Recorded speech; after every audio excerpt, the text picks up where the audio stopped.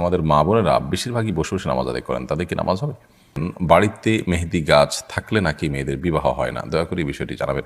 আমরা যারা শহরে থাকি তারা চিরুনির সঙ্গে উঠে আসা চুল ফেলবো কোথায়? বাইরে ফেলার পর ময়লা ফেলার লোকেরা বিক্রি করলে কি আমাদের গুনাহ হবে? ছোট বাচ্চা যদি নামাজ পড়ার সময় সামনে এসে দাঁড়ায় বা খেলা করে, তাহলে কি তাকে সামনে থেকে সরানোর চেষ্টা করব, নাকি তাকে তার মতো খেলতে দিব? ছেলে সন্তানের যে কোনো একটি নামের শেষে মোহাম্মদ রাখা যাবে কিনা? শুরুতে মোহাম্মদ না রাখলে কি পাপ হবে? কোনো মুসলিম ব্যক্তি মারা গেলে আলহামদুলিল্লাহ বলা নিয়ে শরীয়তের বিধান কি? আমি ছোট থেকে শুনে আসছি তেঁতুল খেলে বা তেঁতুল গাছের নিচে হাঁটলে নাকি মেধা কমে যায়, এটা কি সত্যি? যে ব্যক্তি সরাসরি কাবাগর দেখবে তার জন্য হজ করা বাধ্যতামূলক, একথা কতটুকু সত্য? জুমার দিনে কাউকে জুম্মা মুবারক জানিয়ে শুভেচ্ছা জানানো জায়েজ আছে কি না? তেঁতুল গাছের কাঠ দিয়ে ঘর বানানোর ব্যাপারে কি কোনো নিষেধাজ্ঞা আছে? এটা কি অশুভ?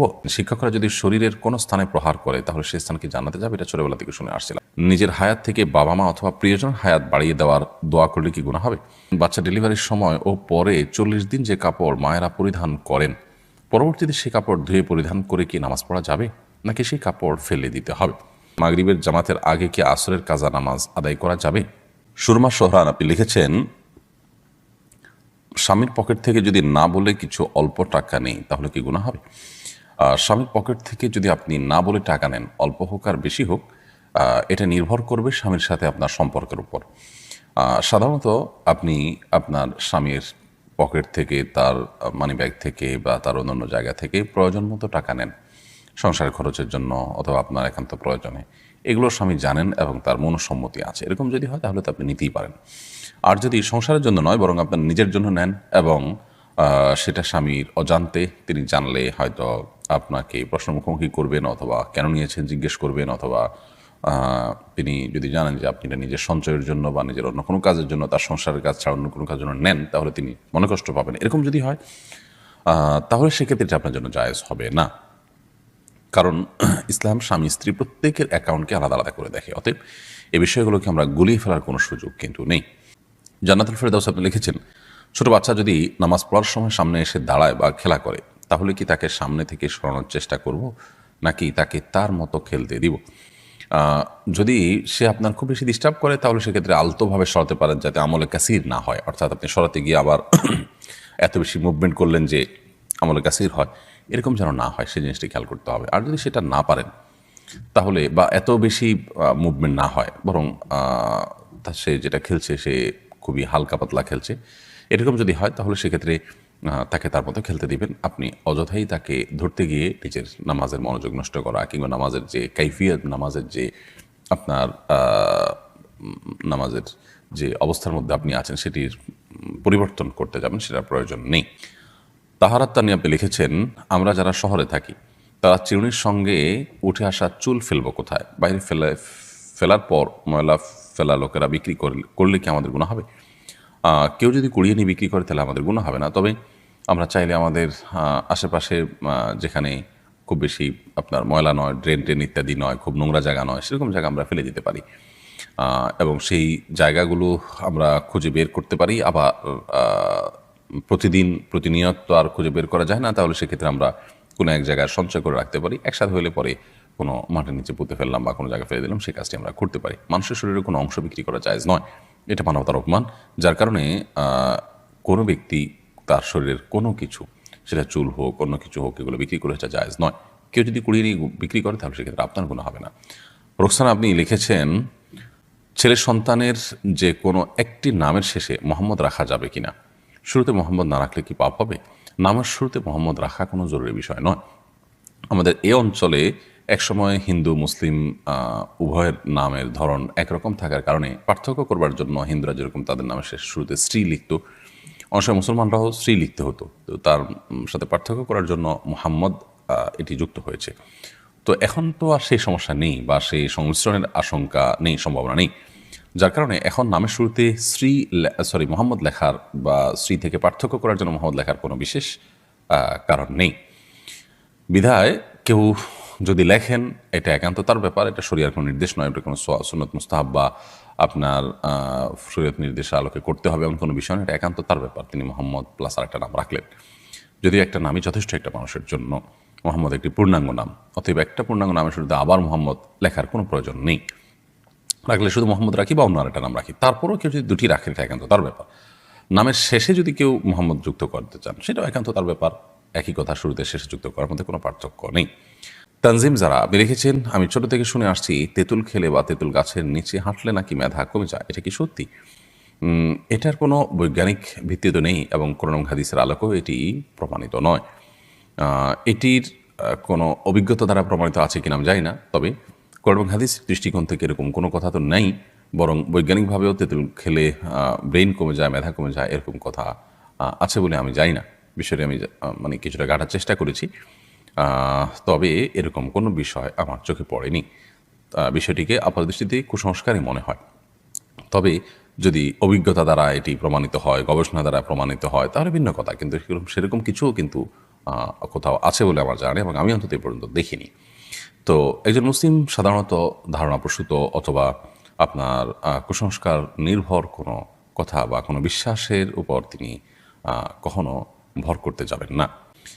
লুবনা জাহান লিজা আপনি লিখেছেন, যে ব্যক্তি সরাসরি কাবাগর দেখবে তার জন্য হজ করা বাধ্যতামূলক, একথা কতটুকু সত্য? আমরা ওমরা পালন করতে গিয়েছিলাম, সেখানে একজন এই কথা বলেছেন। সম্পূর্ণ ভিত্তিহীন এবং মন গড়া কথা। কাবাগর দেখলেই হজ ফরজ হয় না। হজ ফরজ হওয়ার সাথে সাধ্য এবং সক্ষমতার সম্পর্ক। কেউ যদি কাবাগর সরাসরি নাও দেখেন আর এদিকে তার মানে হজ করার মতো সামর্থ্য থাকে, তাহলে তারপর হজ করা ফরজ হয়ে যায়। আর যদি কেউ দেখেন অথচ তার সামর্থ্য নয়, তাহলে তারপর হজ করা ফরজ নয়। অতএব হজ করা ফরজ হওয়াটা কাবাঘর সরাসরি দেখা না দেখার উপর নয়, বরং সক্ষমতা থাকা না থাকার উপরে। ফাতিমা রহমান লিখেছেন, বাচ্চা ডেলিভারির সময় ও পরে 40 দিন যে কাপড় মায়েরা পরিধান করেন, পরবর্তীতে সে কাপড় ধুয়ে পরিধান করে কি নামাজ পড়া যাবে, নাকি সেই কাপড় ফেলে দিতে হবে? বাচ্চা ডেলিভারির সময় এবং পরবর্তীতে 40 দিন কাপড় থাকে, সেই কাপড়গুলো যদি নাপাক থাকে, রক্ত দিতে থাকে, সেগুলো ধুয়ে তো অবশ্যই তারা পবিত্র করে পড়তে পারবেন। এই কাপড় ফেলে দেওয়ার কোনো কারণ নেই। যদি সেগুলো পরিচ্ছন্ন করে পড়ার সুযোগ থাকে, অবশ্যই তারা পড়তে পারবেন। রিজন হাসান তাসিন আপনি লিখেছেন, নিজের হায়াত থেকে বাবা মা অথবা প্রিয়জনের হায়াত বাড়িয়ে দেওয়ার দোয়া করলে কি গুনাহ হবে? এরকম দোয়া আসলে কোনো অর্থবহ দোয়া নয়। কারণ আসলে আপনার হায়াত থেকে বাড়িয়ে আরেকজনকে দিবেন, বা কেউ কারোর হায়াত থেকে কমানো হবে, আরেক জায়গায় প্লাস করা হবে, মাইনাস করা হবে, এরকম কোনো অপশন নেই আসলে, আমাদের হাতে অন্তত নেই। আল্লাহ সুবহানাহু ওয়া তাআলা প্রত্যেকের জন্য যা বরাদ্দ রেখেছেন তিনি তাই ভোগ করবেন, কারণ সুন্নাহ সেটাই বলে। অতএব এরকম দোয়া করা অমূলক দোয়া, এ দোয়া অর্থবহ কোনো দোয়া নয়। আমরা যেটি করতে পারি সেটা হলো, যাদের নেক হায়াত বৃদ্ধি চাই তাদের জন্য আমরা আল্লাহর কাছে দোয়া করবো, আল্লাহ তার হায়াত বৃদ্ধি করে দেন, তাকে নেক হায়াত দেন, দীর্ঘদিন তাকে আপনি ইমানের সাথে বাঁচিয়ে রাখেন, আমলের সাথে বাঁচিয়ে রাখেন, সেটাও আমরা করতে পারি। কিন্তু অমুকের হায়াত থেকে, আমার নিজের হায়াত থেকে আপনি কমায় তাকে বাড়ায় দেন, এটার কোনো প্রয়োজন নেই, কারণ আল্লাহর কাছে তো অভাব পড়েনি যে আমারটা কমায় তাকে বাড়ায় দিতে হবে। হৃদয় আপনি লিখেছেন, মাগরিবের জামাতের আগে কি আসরের কাজা নামাজ আদায় করা যাবে? মাগরিবের জামাতের ঠিক আগ মুহূর্তে যদি হয়, সূর্য ডুবছে তখন করা জায়েজ হবে না। সূর্য ডুবে গেছে, মাগরিব রক্ত হয়ে গেছে, তারপর চাইলে আপনি কাজা করতে পারেন যদি সুযোগ থাকে। আর না হলে সূর্য ডুবার যথেষ্ট আগে, ধরুন সূর্য ডুবার 15 মিনিট আগে, 20 মিনিট আগে আপনি মাগরিবের আসরের নামাজ কাজা থাকলে সেটি পড়লেন, সেটি আদায় করতে পারেন, কোনো অসুবিধা নেই। এমনি ফিরোজ আলম খান আপনি লিখেছেন, তেঁতুল গাছের কাঠ দিয়ে ঘর বানানোর ব্যাপারে কি কোনো নিষেধাজ্ঞা আছে? এটা কি অশুভ? না, এরকম কোনো অশুভ নাই। যে কোনো গাছের কাঠই আমরা আমাদের ঘর বাড়িতে লাগাতে পারবো, এতে কল্যাণ কোনো ব্যাপার নেই। আমরা যদি এরকম কোনো কিছু মনে করে থাকি, সেটা একান্তই আমাদের কুসংস্কার ছাড়া আর কিছুই নয়। আহমেদ রবিন খান আপনি লিখেছেন, শিক্ষকরা যদি শরীরের কোনো স্থানে প্রহার করে তাহলে সে স্থানকে জানাতে যাবে, এটা ছোটবেলা থেকে শুনে আসছিলাম। একেবারে কুসংস্কারচ্ছন্ন কথা, ছোট পোলাপানকে প্রবোধ দেওয়ার জন্য, সান্ত্বনা দেওয়ার জন্য জাতীয় কথা বলা হতো, কিন্তু এরকম কথা বলা অনুচিত এবং ভুল কাজ। কর্ম হাদিসের নামে মিথ্যা কথা বললে সেটি ভয়াবহ গুনাহের কথা, সেটি থেকে আমাদের বেঁচে থাকা কর্তব্য। শিক্ষক কোনো জায়গায় প্রহার করলে সেটি জান্নাতে যাবে, জাহান্নাম থেকে মুক্ত থাকবে, এরকমটি ভুল কথা। এরকম যদি হতো তাহলে পুরো শরীরে শিক্ষককে দিয়ে হালকা পাতলা করে পিটিয়ে জাহান্নাম থেকে মুক্ত আমরা হয়ে যেতাম, খুব সহজ একটা ওয়ে হতো, তাই না? তো এরকম কোনো কথা কোরআন হাদিস দ্বারা প্রমাণিত হলো, সম্পূর্ণ মন গড়া কথা।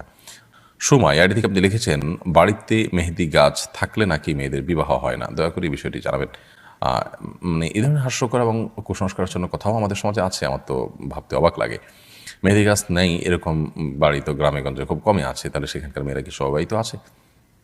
গালিব আহমেদ লস্কর লিখেছেন, আমাদের মা বোনেরা বেশিরভাগই বসে বসে নামাজ আদায় করেন, তাদের কি নামাজ হবে? মা বোনরা কতটা বসে বসে নামাজ আদায় করেন আমি জানি না, তবে অনেক পুরুষদেরকে দেখি যে আমরা চেয়ারে বসে তারা নামাজ আদায় করেন। একান্ত আপনার সেরকম শরিয়াত আপনার অ্যালাউ করতে পারে সে পরিমাণ মাজুর হওয়া ছাড়াও। তো মা বোন হোক আর পুরুষ হোক, যে কেউ হোক, সুস্থ সবল থাকা অবস্থায়ও তিনি যদি বসে বসে ফরজ নামাজ আদায় করেন, তার নামাজ হবে না। আর যদি নফল নামাজ পড়েন বসে বসে, তাহলে নামাজ হয়ে যাবে, সওয়াব কম হবে। আর যদি অসুস্থতার কারণে বসে পড়েন, তাহলে সেক্ষেত্রে সওয়াব কম হবে না, নামাজও হয়ে যাবে ইনশাআল্লাহ তাআলা। এছাড়া আব্দুল মালিক আপনি লিখেছেন, জুমার দিনে কাউকে জুম্মা মুবারক জানিয়ে শুভেচ্ছা জানানো জায়েজ আছে কি না। সাহাবীদের মধ্যে ঈদের দিনে পরস্পরকে অভিবাদন জানানো, শুভেচ্ছা জানানোর বিষয়টি প্রমাণিত। জুমার দিনে আলাদা করে কোনো শুভেচ্ছা বিনিময় বা অভিবাদন জানানো পরস্পরকে, এরকম কোনো বিষয় প্রমাণিত নয়। বিধায় জুমার দিনকে ঈদের যদিও হাদিসে এটাকে একরকম ঈদের দিন বলা হয়েছে, কিন্তু এটাকে আপনার ঈদের দিনের মতো শুভেচ্ছা বিনিময় সহ ঈদের অন্যান্য সুন্নাহগুলো এখানে ইমপ্লিমেন্ট করা, সেটা অবশ্যই সুন্নাহ সম্মত নয়। তাহলে জুমা মুবারক জানিয়ে শুভেচ্ছা করা এটা সুন্নাহ সম্মত নয়। তানজিনা মাহমুদ আপনি লিখেছেন, কোনো মুসলিম ব্যক্তি মারা গেলে আলহামদুলিল্লাহ বলা নিয়ে শরীয়তের বিধান কি। যদি লোকটি অনেক বেশি পাপিষ্ট হয়, তার কারণে মানুষ ক্ষতিগ্রস্ত হয়, তার মৃত্যুতে অনেক মানুষের মুক্তি মিলে, তাহলে সেক্ষেত্রে মানুষ ইন্নালিল্লাহ বলল, আলহামদুলিল্লাহ বলল, সেটা বলা অযৌক্তিক নয় বা নাজায়েজ নয়।